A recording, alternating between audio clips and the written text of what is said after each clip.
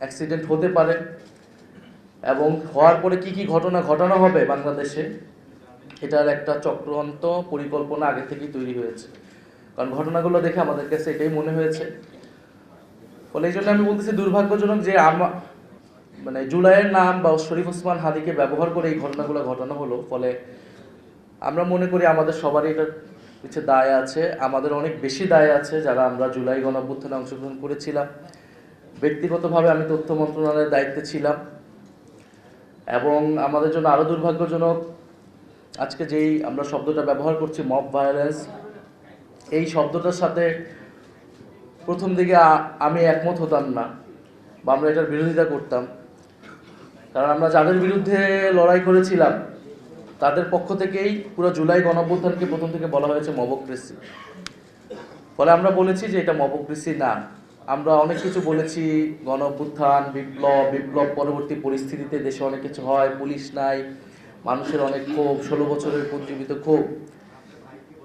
কিন্তু 1.5 বছর পার হয়ে গিয়েছে, এখন যেটা হচ্ছে এটা সম্পূর্ণভাবে পরিকল্পিত অপরাধ হচ্ছে এবং এটা পুরো দেশের রাজনীতি, নির্বাচন সেটাকে একদিকে নিয়ে যাওয়ার জন্য এই পরিকল্পনা চক্রান্ত। ফলে আমি মনে করি আমাদের সবার এই জায়গা থেকে দায়িত্ব নেওয়া উচিত এবং এই ঘটনা যারা সেই রাতে ঘটিয়েছে এটা খুবই স্পষ্ট যে কারা সেটার পক্ষে সম্মতি তৈরি করেছে, কারা সেই রাতে সেখানে গিয়েছে, লেখালেখি করেছে। আমার মনে হয় যে সেটা সরকারের উচিত হবে।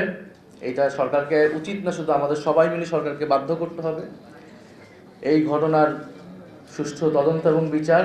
একই সাথে শরীফ ওসমান হাদিকেও যারা এইভাবে গুলিবিদ্ধ করলো প্রকাশ্য, ঢাকা শহরে একজন এমপি পদপ্রার্থী এবং জুলাই গণঅভ্যুত্থানের মুখ, সেই বিষয়টাকেও আমাদের সুরাহা করতে হবে।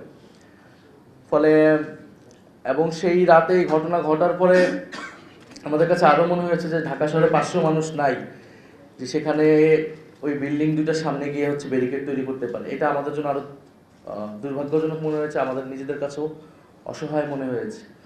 আমরা যদি সাথে সাথে রেসপন্স করতে পারতাম, আমরা আমাদের জায়গা থেকে তো আসলে যখন পুলিশ কাজ করে না, আমাদের জায়গা থেকে তো দায়িত্ব ছিল নাগরিক হিসেবে। ফলে আমরা চেষ্টা করেছি এবং সবার প্রতি এই আহ্বানটাই থাকবে যে জুলাই গণ অভ্যুত্থানের নামে এই ধরনের কোনো কিছু আমরা বিন্দুমাত্র অ্যালাউ করব না এবং কোনো কিছুর নামেই এই ধরনের ঘটনা, মিডিয়ার উপর আক্রমণ, প্রতিষ্ঠান ভাঙচুর, যেটা আইনের শাসনকে ব্যাহত করবে, এরকম কোনো কিছুর পক্ষে যারা বা সম্মতি তৈরি করবে তাদের বিরুদ্ধে আমাদের ব্যবস্থা নিতে হবে।